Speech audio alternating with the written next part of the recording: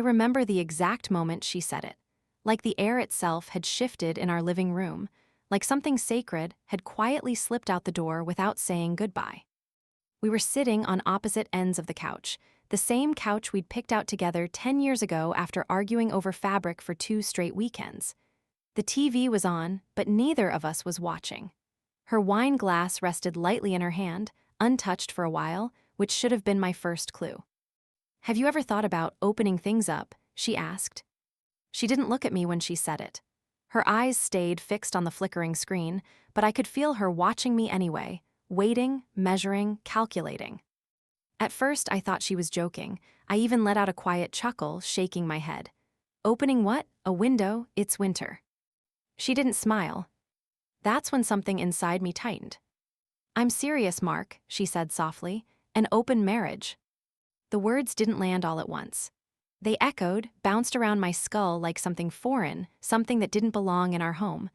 Our marriage wasn't perfect. God knows it wasn't, but it was ours. Built on years of shared routines, inside jokes, late-night talks, and quiet forgiveness. Or at least, I thought it was. I finally turned to look at her. Her expression wasn't emotional. It wasn't desperate or even conflicted. It was calm. Too calm, like she'd already had this conversation 100 times in her head and already knew how it would end. "Why?" I asked. One word, that's all I could manage. She exhaled slowly, setting her wine glass down like she needed both hands free for what came next. "I just feel like we've lost something," she said. "The spark, the excitement. I love you, I do, but I think we're limiting each other. There's more out there. Experiences, connections, we're still young, Mark." Still young. I was 53. Young wasn't exactly the word I would have used, but I understood what she meant. Or at least, I tried to. "So your solution," I said carefully, "is to what? Date other people?" "It wouldn't be like that," she replied quickly. "It would be honest, transparent, no lying, no sneaking around, just freedom." Freedom. Funny how that word can sound like liberation to one person and abandonment to another. I leaned back into the couch, staring up at the ceiling.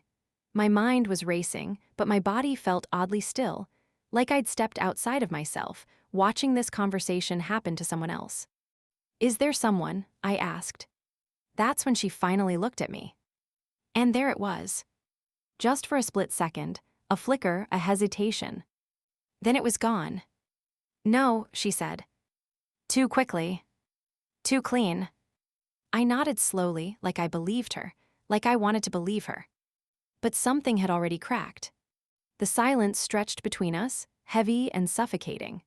I could hear the hum of the refrigerator from the kitchen, the distant sound of a car passing outside, the faint ticking of the clock on the wall. 10 years of marriage, and suddenly, it all felt fragile. "I don't know if I can do that," I admitted. She reached out, placing her hand over mine. Warm, familiar, almost comforting.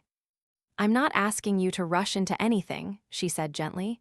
"Just think about it. We could set boundaries, rules, we'd still come home to each other. Nothing changes at the core."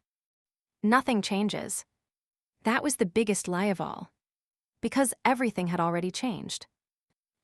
I didn't sleep that night. She fell asleep beside me like nothing had happened, her breathing steady, peaceful. I lay there staring at the ceiling, replaying every moment of the past year, searching for signs I might have missed. Had she been distant? Yes. Had she started spending more time on her phone? Also yes. But I'd chalked it up to stress. Work. Life. The usual excuses you tell yourself when you don't want to see what's right in front of you. Around 2:30 a.m., I got up and walked into the kitchen. The house felt different at night, quieter, colder, almost unfamiliar. I poured myself a glass of water and leaned against the counter, trying to make sense of it all. Open marriage. The word still didn't feel real. I wasn't naive, I knew people did it, I'd read about it, heard about it, but it was always someone else's story, someone else's mess. Not mine. Never mine. And yet here I was. A part of me wanted to say no, to shut it down immediately, draw a hard line, protect what we had left. But another part of me, a darker, quieter part, wondered why she had brought it up now. What had changed? Or maybe the better question was, who? The next morning, she acted like everything was normal. Coffee brewing, toast in the toaster. Soft music playing in the background. She even smiled at me when I walked into the kitchen. "Morning," she said. "Morning," I replied, studying her face. No guilt, no tension, just normalcy. It was almost impressive. "I meant what I said last night," she added, casually stirring her coffee. "But I don't want it to hang over us. Just think about it, okay?" I nodded, grabbing a mug from the cabinet. "Yeah," I said, "I will." And I did. For the next 3 days, I thought about nothing else. At work, I found myself staring blankly at my computer screen, reading the same email over and over without absorbing a single word. At night, I lay awake beside her, listening to her breathe, wondering if she was dreaming about someone else. By the 4th day, something inside me shifted. Not acceptance. Not forgiveness. Something else. Clarity. If she wanted freedom, I'd give it to her. But not the way she expected. "I've been thinking," I said that evening as we sat down for dinner. She looked up, a hint of anticipation in her eyes. "Okay. I'm open to trying it." Her face lit up, not dramatically, but enough. Enough for me to see the relief, the excitement she tried to hide. "Really?" she asked. "Yeah," I said, forcing a small smile, "but with rules." "Of course," she said quickly. "We can set whatever boundaries you need." I nodded. "No secrets," I said. "Total honesty. If something happens, we talk about it." "Agreed." "No bringing anyone into this house." "Absolutely." "And if either of us feels like it's going too far, we stop." She reached across the table, squeezing my hand. "Thank you," she said softly. "This means a lot."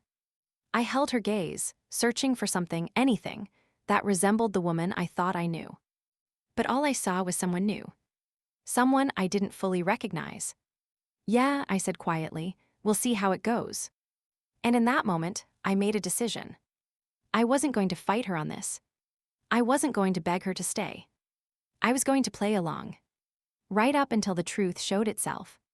Because deep down, I already knew it would. I just didn't know how bad it was going to be. The rules were set by the end of that night. Written down, agreed upon, almost clinical. It felt less like a marriage, and more like a contract negotiation. "No overnight stays," she said, tapping her finger against the notepad like she was finalizing a business deal. "Fine," I replied. "No mutual friends." "Obviously." "No emotional attachments," she added, her tone sharpening just slightly. I looked at her then. "That one's a little ironic, don't you think?" She hesitated. "Why?" "Because emotions don't exactly follow rules," I said. "You don't just schedule them between 6 and 9 p.m. and then shut them off." She gave a tight smile. "That's why we have boundaries." "Boundaries?" I almost laughed. But I didn't. Instead, I nodded like I was on board, like I believed this was something we could control. Deep down, though, I already knew. This wasn't about exploration. This wasn't about freedom. This was about justification.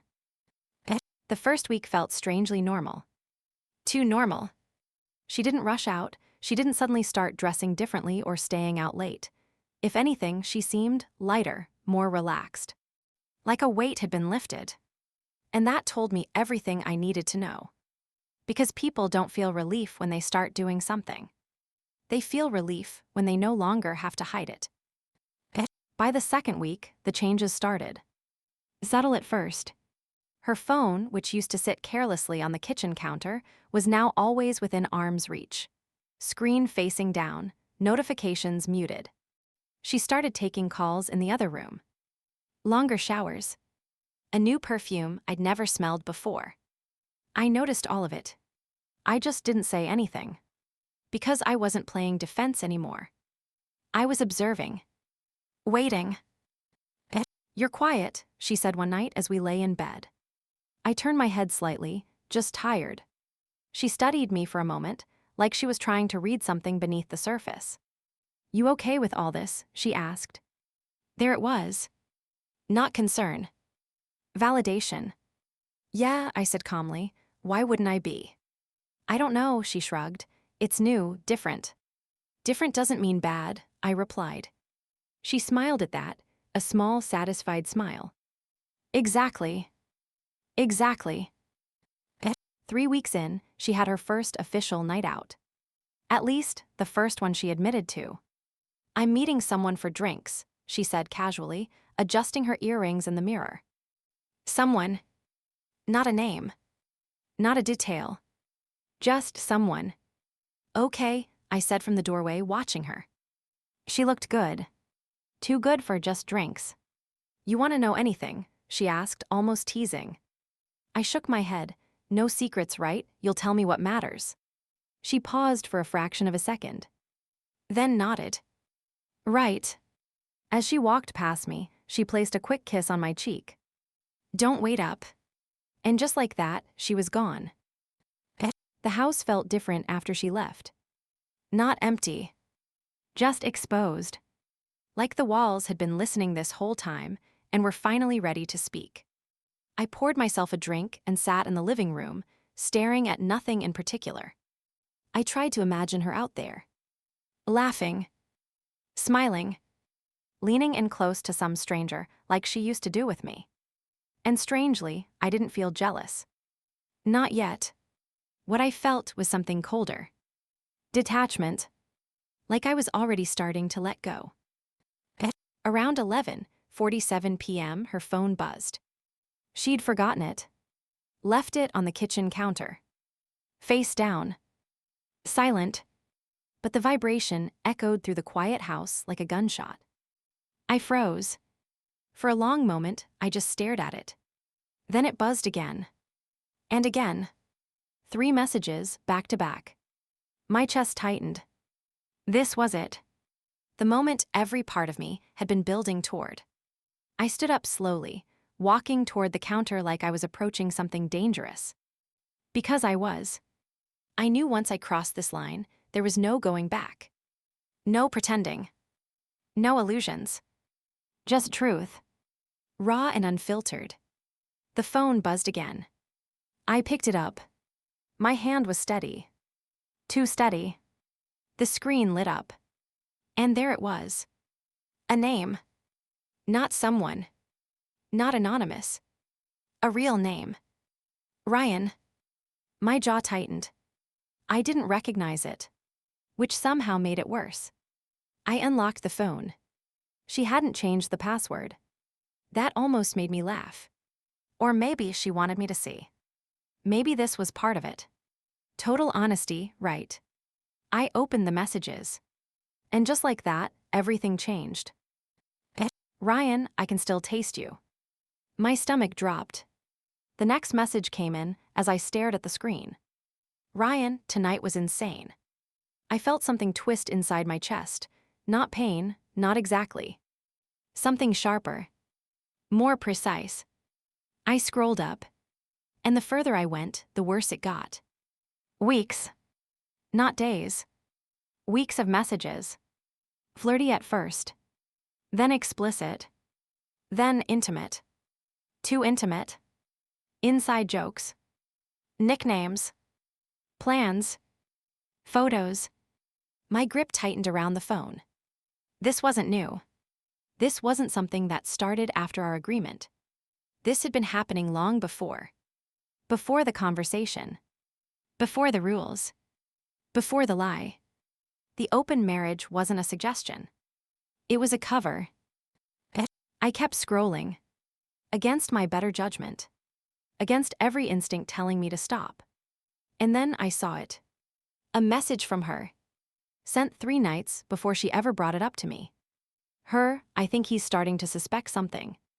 My heart pounded in my ears. Ryan replied almost instantly. Ryan, then tell him, or make it seem like his idea. Silence filled the room. Thick. Suffocating. I stared at those words, reading them over and over like maybe they'd change. Like maybe I'd misunderstood. But I hadn't. She didn't just betray me. She planned it. Manipulated it. Turned it into something I would agree to. Something I would participate in. I let out a slow breath, placing the phone back on the counter exactly where it had been. Careful. Precise. Like none of this had happened. But inside, something had already broken. No. Not broken. Rewired. Because in that moment, I stopped being the man trying to save his marriage and became the man who was going to end it. On my terms. At 12:32 a.m., I heard her car pull into the driveway. I was sitting on the couch, exactly where she'd left me. Same posture. Same calm expression. Like nothing had changed. The front door opened. "Hey," she called out softly. "Hey," I replied. She walked in, kicking off her shoes, setting her purse down like it was any other night. "How was your evening?" I asked. She smiled. "Good, just drinks." "Just drinks." I nodded. Glad to hear it. She studied me for a moment. "You didn't wait up," she said. "I said I wouldn't," I replied. Another pause. Then she walked over, sitting beside me. Leaning in. Familiar. Comforting. Fake. "I love you," she said quietly. I turned my head, looking straight at her. And for the first time, I saw her clearly. "Yeah," I said. My voice was steady. Controlled. "I know." And right then, I started planning. Not revenge fueled by anger. Something better. Something colder. Something she would never see coming. The next morning, I made her breakfast. Eggs, toast, coffee, just the way she liked it. Routine is a powerful disguise. It hides cracks, buries suspicion, and lulls people into a false sense of safety. And right now, safety was exactly what I wanted her to feel. "Wow," she smiled, walking into the kitchen. "What's all this?" "Just felt like it," I said casually, sliding a plate toward her. She sat down, studying me for a moment like she was trying to figure something out. "You're in a good mood," she said. "I slept well," I replied. That part wasn't even a lie. For the first time in weeks, my mind had gone quiet. Because I wasn't guessing anymore. I knew. And there's something strangely peaceful about the truth, even when it destroys you. Over the next few days, I became a better husband than I had been in years. I listened more, laughed more, touched her shoulder when I passed by, kissed her goodbye before work. And she noticed.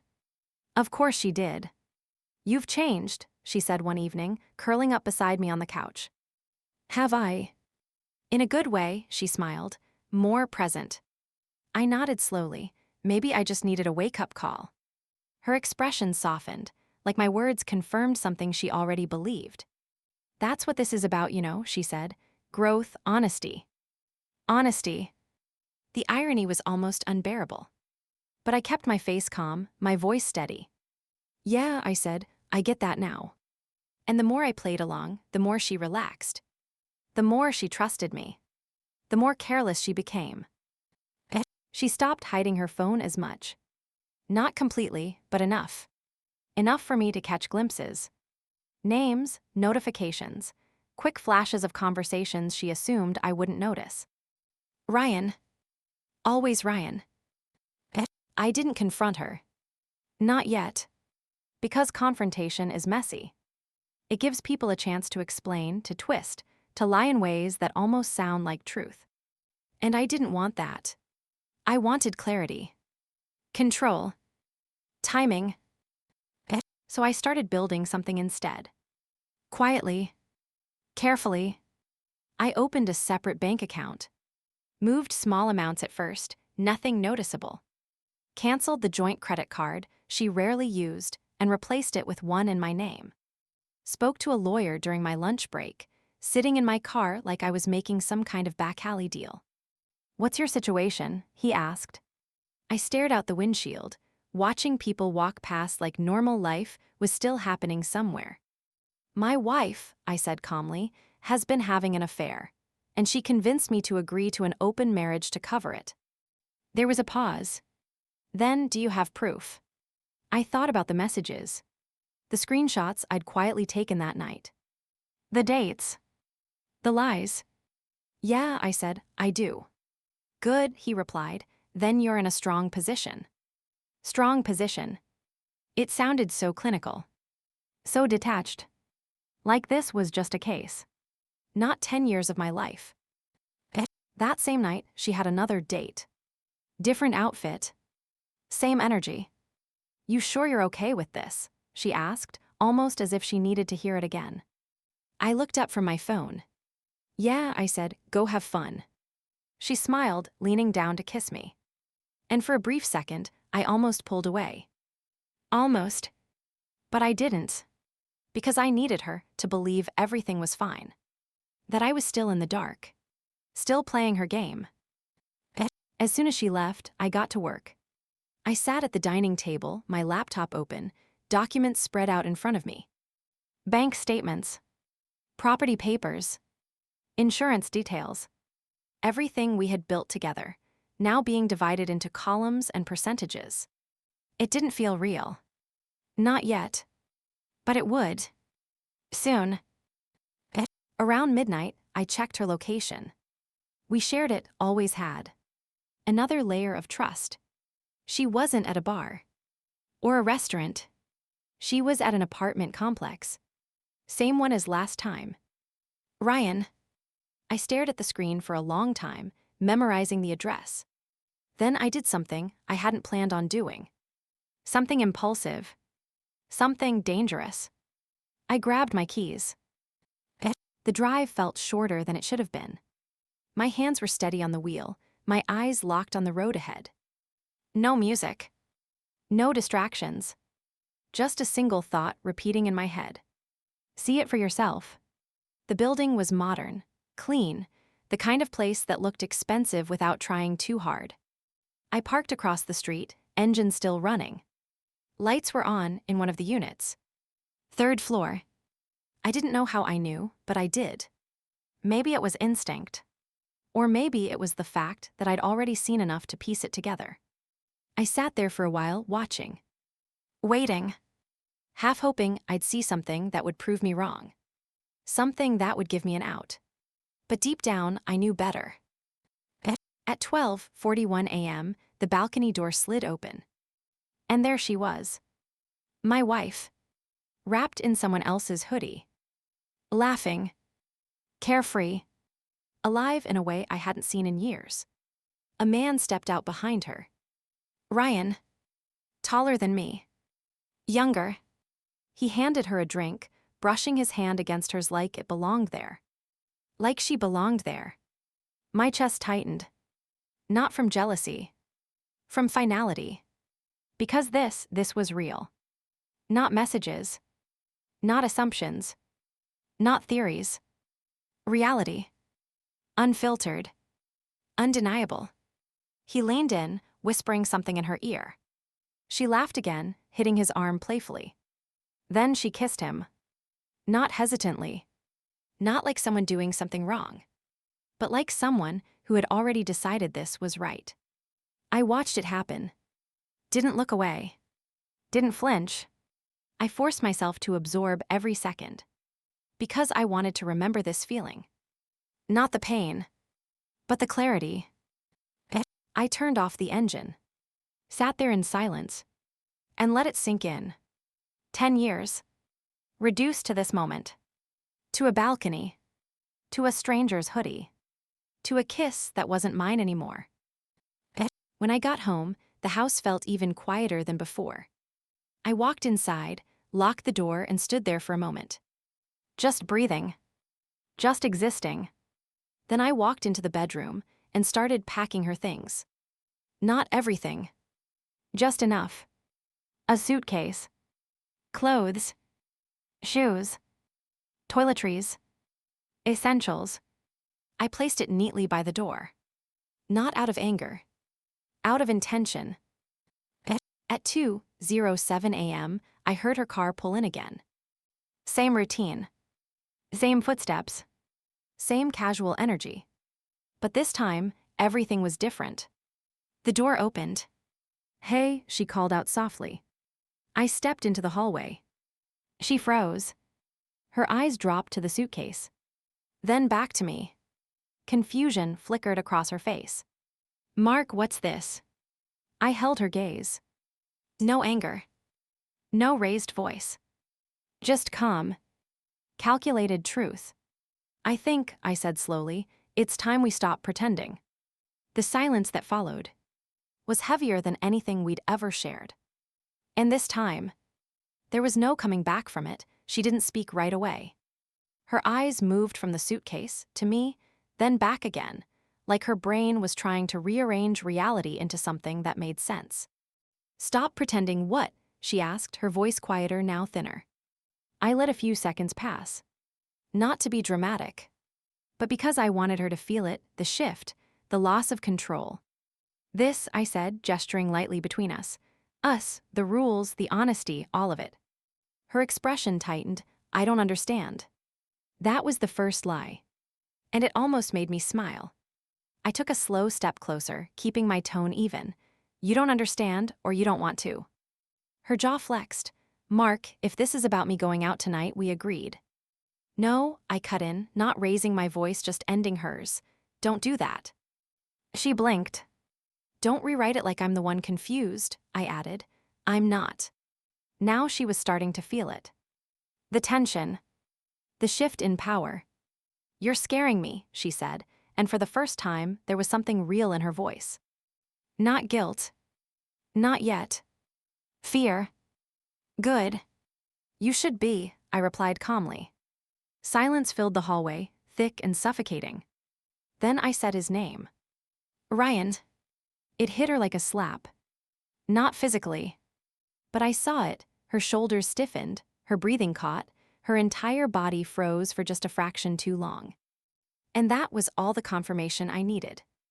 I don't know what you're talking about, she said, but the words came out uneven, broken at the edges. I nodded slowly. Yeah, I said, that tracks. I walked past her into the living room, giving her space, but also forcing her to follow me. She did. Of course she did. What is this? She asked again, more urgently now. You're acting insane. I turned to face her. Still calm. Still steady. I saw you, I said. The words landed heavier this time. Tonight, balcony, third floor, his place. Her face drained of color. And there it was. The truth. Not spoken. But undeniable. She started, then stopped. Because there was nothing to say. Nothing that wouldn't make it worse. I let the silence stretch, watching her struggle to find something, anything, that could fix this. There's more, I added quietly. Her eyes snapped back to mine. I saw the messages. That was it. That was the moment everything collapsed. Her posture broke just slightly. Her shoulders dipped, her guard shattered. You went through my phone, she asked, but it wasn't anger, it was desperation. I didn't have to go far, I replied. You left it behind, or maybe you wanted me to find it. That's not fair, she snapped, a flicker of defensiveness returning. We agreed to honesty. Don't, I said again, sharper this time. Don't say that word like it means anything right now. She flinched. Good. Honesty, I continued. You mean like the part where you were already sleeping with him before you ever brought this up? Her lips parted, but no sound came out. Or the part where you told him I was starting to suspect something? I added, my voice low, controlled. And he told you to make it seem like it was my idea. Tears filled her eyes instantly. But I didn't stop. Because now, I was done protecting her. You didn't open our marriage, I said. You staged it. That's not, she tried. It is, I cut in, and you know it. She shook her head, stepping back like distance might help her breathe. It wasn't supposed to be like this, she whispered. I let out a quiet, humorless laugh. It never is. She sank down onto the edge of the couch, her hands trembling slightly as she wiped at her eyes. I didn't plan it like that, she said. It just happened. Right, I nodded. Weeks of messages, planning, coordinating, that just happened. You don't understand, she said, looking up at me. I felt trapped, Mark. We were stuck. Nothing was changing. So you cheated, I said flatly. I was trying to fix something. She shot back, her voice cracking. By lying, I asked. By manipulating me into agreeing to it so you wouldn't feel guilty. I didn't want to hurt you, she cried. I stared at her. Really stared this time. Because that sentence, that one right there. That's the problem, I said quietly. You didn't want to feel like you were hurting me. She froze. There's a difference, I continued. One is about me, the other is about you. Her tears fell freely now, but I didn't move. Didn't comfort her. Didn't soften. Because this wasn't about emotions anymore. This was about truth. I talked to a lawyer, I said. The words landed like a second ooh-dah air. Her head snapped up. What? I have everything I need, I continued. The messages, the timeline, the proof. Her breathing quickened. You're divorcing me, she asked, like the concept had only just occurred to her. I tilted my head slightly. What did you think this was leading to? I thought we were working through something, she said, standing up now, panic rising. I thought we were evolving. No, I said firmly, you were.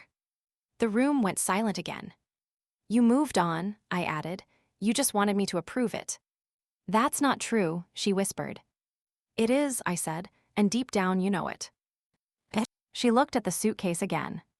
Then back at me. Are you kicking me out? I'm giving you a head start, I replied. Her face twisted, pain mixing with disbelief. 10 years, Mark, she said. You're just throwing that away. I held her gaze, unflinching. No, I said quietly, you did. That one hit. I saw it. Felt it. And for the first time, she had no response. No defense. No argument. Just silence. I'll send you the paperwork, I said, turning slightly toward the hallway. You can have your lawyer review it. You've already done all that, she asked, her voice hollow. I nodded. While you were busy playing house somewhere else, yeah. She closed her eyes, like the weight of it was finally crashing down. This isn't you, she whispered. You don't just give up. I paused, then looked back at her one last time. You're right, I said. And for a split second, something flickered in her eyes. Hope. Then I finished the sentence. I don't. That hope shattered instantly. I finish things, I added. She didn't argue after that. Didn't beg. Didn't scream. Maybe she knew it wouldn't work. Or maybe she finally understood. This wasn't a fight. It was an ending. She grabbed the suitcase slowly, her movement stiff, disconnected. At the door, she stopped. Turned back toward me. I did love you, she said. Past tense. Of course. I nodded once. I know. She waited. Like maybe I'd say it back. Like maybe something could still be salvaged. But I didn't. Because some words lose their meaning when they're used too late. The door closed behind her with a soft click. No slam. No drama. Just quiet. And just like that, she was gone. I stood there for a long time after. In the same spot. Listening to the silence. Feeling it settle around me like dust after a collapse. It hurt. Of course it did. 10 years doesn't just disappear. But beneath the pain, there was something else. Something steady. Something solid. Peace. Because for the first time in a long time, there were no lies left in this house. I walked back into the living room, sat down on the couch, and leaned my head back, staring at the ceiling. The same ceiling I'd stared at the night she first brought it up. Only now, everything was different. Because now I knew the truth. And more importantly, I had taken it back. Control. Respect. Myself. But the story wasn't over yet. Not completely. Because actions have consequences. And hers were just beginning. The next few days were quieter than I expected. No dramatic calls. No late-night messages filled with regret. No desperate attempts to fix what she had broken. Just silence. And somehow, that silence said more than anything she could have said out loud. On the third morning, I woke up before my alarm. The house felt different. Not empty anymore. Just mine. I walked into the kitchen, poured myself a cup of coffee, and stood by the window as the sun slowly pushed its way over the horizon. For years, I had shared every part of my life with her.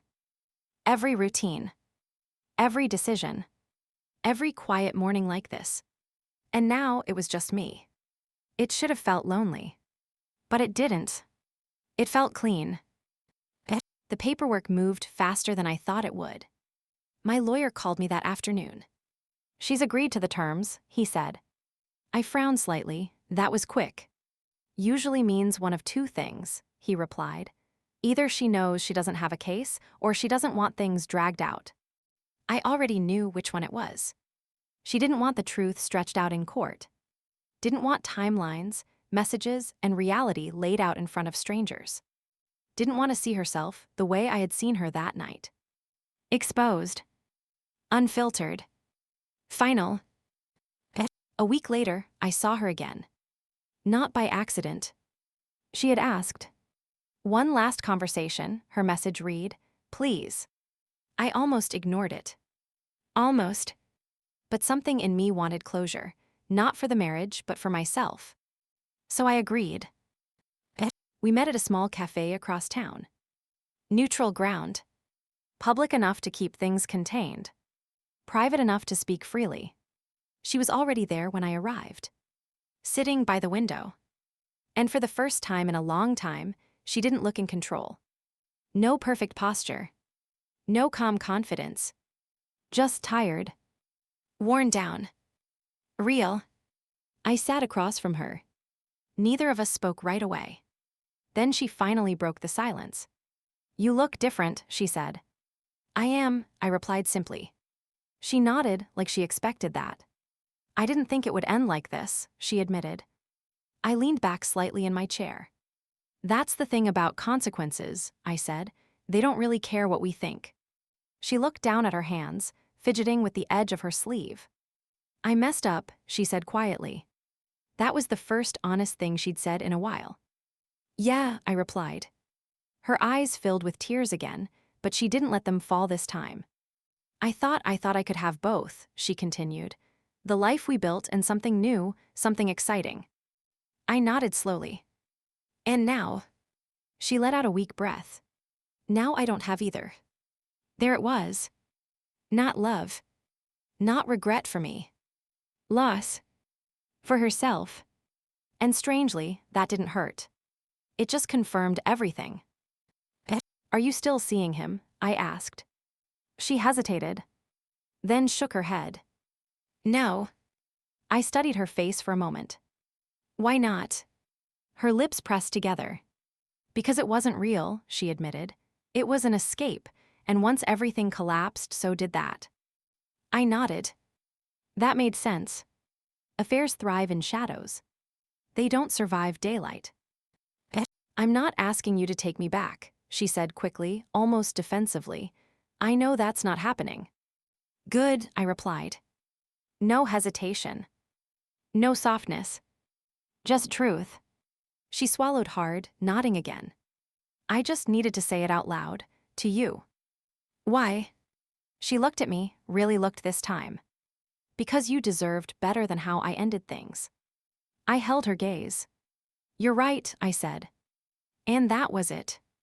No thank you. No forgiveness. Just acknowledgement. We sat in silence for a moment longer. Then she asked the question I think she'd been holding on to the entire time. "Did you ever consider staying?" I almost smiled. Not because it was funny, but because of how clear the answer was now. "No," I said. Her face tightened slightly, but she nodded like she understood. "Not even for a second," she asked. I leaned forward slightly, resting my arms on the table.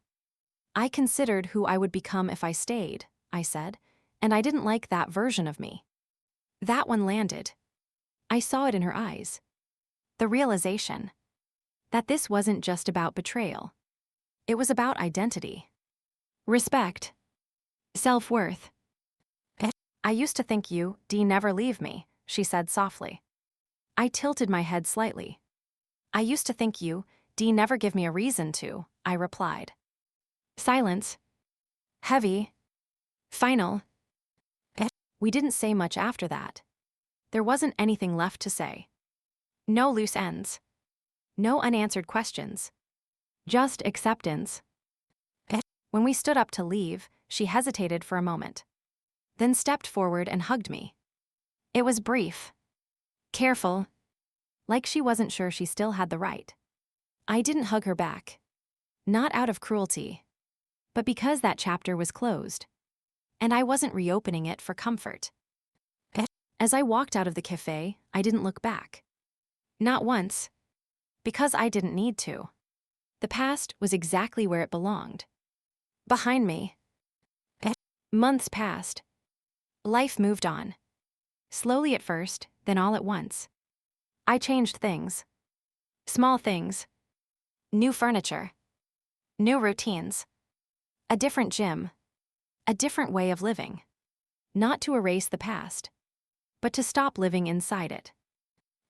And one evening, sitting alone on my porch with a glass of whiskey in hand, I realized something. I hadn't thought about her all day. Not once. No anger. No questions.